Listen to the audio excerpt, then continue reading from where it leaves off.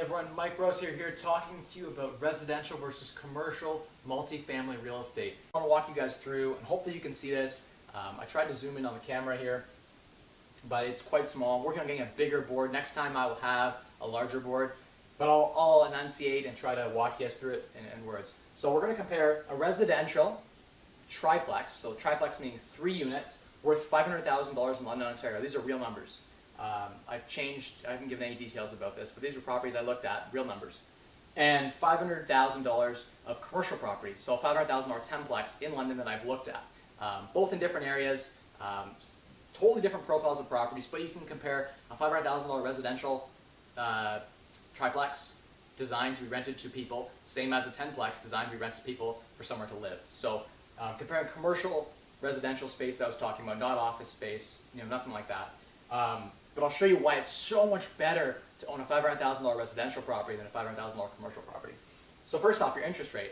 I was actually pretty conservative, 3% interest rate on a $500,000 mortgage. I was getting them at 2.2% when commercial was near 4%.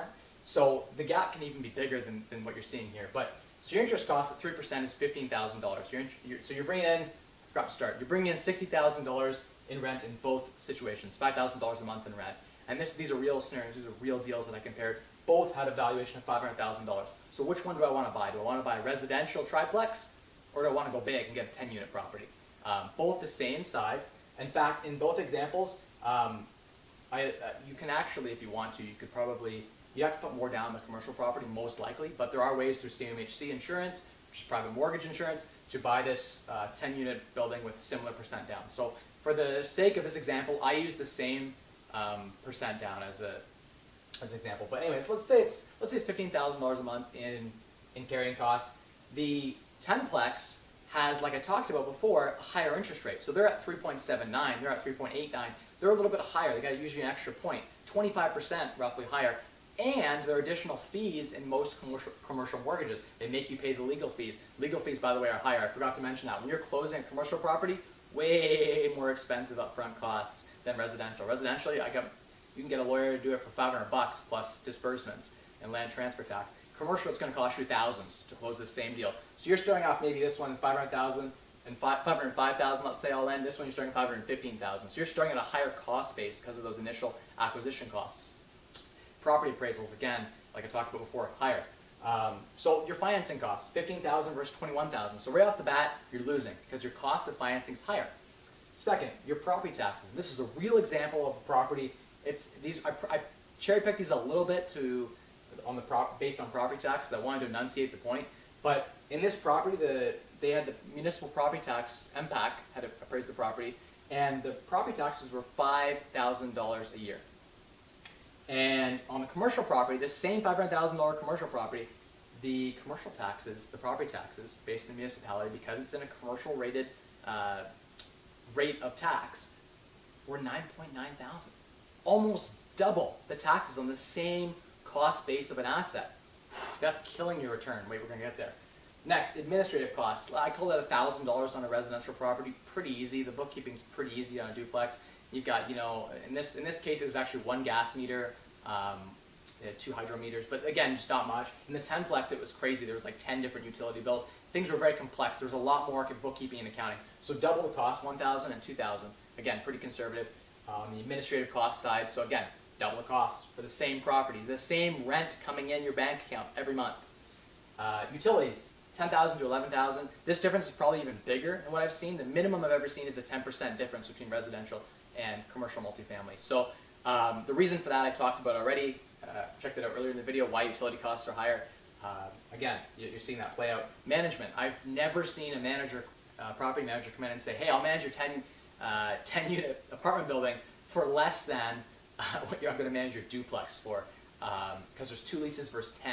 And you have to, the turnover is just more, you have to show more units. It's a lot more work to manage 10 units, even though the 10 units in rent collectively add up to the same as the 2 units, because the 2 units have 5 or 6 bedrooms. It's a massive residential property. I love massive residential properties. They can get a ton of cash flow. There are duplexes that can rent for $3,000, $4,000 a unit. So you could crank out a ton of cash flow out of a duplex if you bought the right square footage wise, the properties are actually almost the same.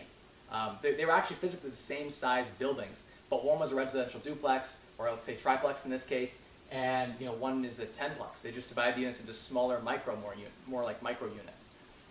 Again, next, maintenance. In fact, maintenance was slightly higher on the commercial building because they had that many tenants, that much more damage happening to each of the units. And when you're dealing with, basically you're just dealing with 10 units is a lot more work than dealing with 2 units. If you have 2 groups of, say, students in this case, 2 groups of students are much easier to manage, collect 2 e-transfers every month in your account versus 10 people you're chasing down, delivering N4 notices, blah, blah stuff. Just so much more work, right? And there's just more damage I'm finding in each. You get 1 or 2 bad apples and it sours, you're in there all the time doing renovation work, that sort of thing.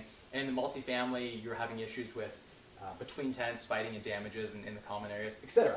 That's why the maintenance cost was different. There are other additional costs that I haven't factored in. Actually, in commercial real estate, there's more costs. In my residential duplexes, I always get my tenants to maintain the snow and maintain the grass, and I build that into the rent, and I have a discount applied. They get a discount built into the rent for doing that service, so I can penalize them if they don't. But we'll talk about how to do that, how to write a good lease in Ontario later in a different video. In commercial real estate, commercial multifamily, when you have 10 units, no one wants to cut the grass. No one wants to maintain the curb. They don't care. But in a residential neighborhood, they care. The tenants want to take care of the property. I'll assign it to one of the tenants and give them the backyard. In a commercial property, you don't have that. You have to pay someone for snow removal. They're coming and plowing the parking lot. They're cutting the grass. In fact, that's a few $1,000s that I haven't even accounted for here, which again would be even lower profit. In fact, I looked at a 10plex once that had no cash flow. And the real estate agent explained to me that if I bought it in cash, I would have a great return. So you're telling me if I finance this at like 3.9%, I can't get a positive return on investment? That's like, my mind is blown. If you can't finance a property and make cash, why do you want to own it? And in fact, that's why in the 80s and 90s, when interest rates were 10, 15%, they would give away apartment buildings because they were cash negative. It was whoever could hold the apartment buildings. At that sort of interest rate, you actually lose money in commercial multifamily. So that's one of the greatest risk factors to investing in commercial real estate, is that if interest rates climb up, you make nothing. In fact, you can lose money. So that's something to consider. You got to make sure you're buying the right commercial property. A lot of commercial property is absolute, try not to swear, you know what I mean. It's crap. But for the sake of this example, I chose a decent commercial property that actually sort of cash flowed. At the end of the day, you have $41,000 in costs on this residential property that's bringing in $60,000 a month in rent. You're getting $2,500 from each of the 5-bedroom units in this duplex, or I use a triplex in this example, but break it down however you want. The rents are the same. And the costs, you're seeing $57,900 on the commercial side. So commercial, you're bringing in $60,000 in rent annually. You got $57,900 in costs. And these are real numbers. They're profiting $2,100 a month. And by the way, commercial real estate doesn't actually appreciate historically as fast as residential real estate because there's less people buying for it, especially if interest rates rise. We've had the lowest interest rates we've ever had, so that's why commercial real estate's done pretty well. But because the cost, when debt is cheap, commercial real estate appreciates, significantly. Whereas residential is less elastic, let's call it, because at the same time you have multiple buyers looking to buy this residential property. Home buyers tend to buy on emotion; they don't always buy just based on cap rates. So that's something that helps keep the value. So I'm more bullish on a residential strategy with big residential duplexes, triplexes, fourplexes, staying in the residential side, that I am going commercial because the returns just aren't as good as a percentage. The residential property I forgot to mention, you have $60,000 in rent, $41,000 in costs, $19,000 a year in profit. You spent $500,000 out of pocket, you got $19,000 in profit. Commercial side, you spent $500,000, probably in $15,000 because the closing costs were higher on the commercial property. And you've got $2,100 a month in profit. Why are you buying a 10plex? And people are doing this all of the time. I'm seeing many millionaires parking large sums of money in commercial property. I see a lot of it happening downtown here in London. They'll buy property, they'll buy it in cash. And they're like, I just dropped $3 million in this building. I'm making like X amount of money. It's great. I'm like, if you finance that, you'd be break even. You just paid on a 4 or 5 cap rate. What?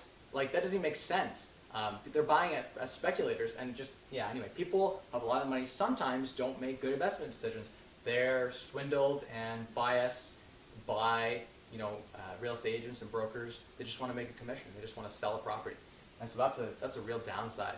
to, in commercial investing, if you don't know your numbers, if you don't know the math, and you're trusting someone else, like an advisor, to make those decisions for you, as the saying goes, a fool and his money are soon parted.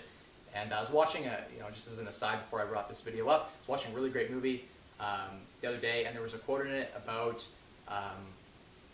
any fool can get rich, but it takes a really intelligent man to be rich, to stay rich.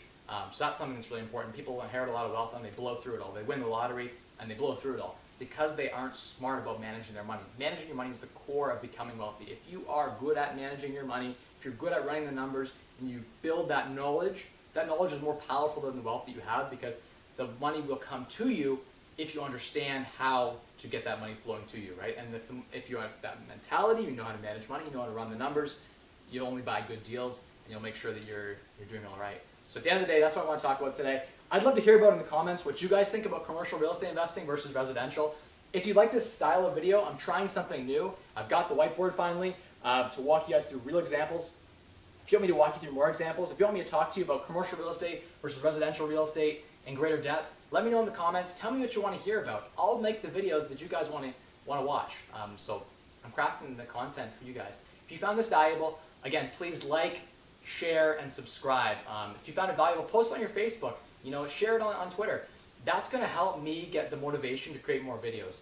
I've been really busy lately with doing some taxes and things like that, so I apologize for not creating a daily video. I've been trying to create a video every day. I missed a day. Still trying to crank that out for you guys. I'm making this a priority. I want to help you guys. I want to educate people because the information isn't there. When I was starting out, I didn't have anyone here to share this sort of information with me. There wasn't that free exchange, and I didn't pay for any coaches. So this is something that I'm here for you guys. I'm the guy here sharing this information. So if you're enjoying this, please subscribe and share, and let me know what you think in the comments. Mike Rosehart out. Cheers.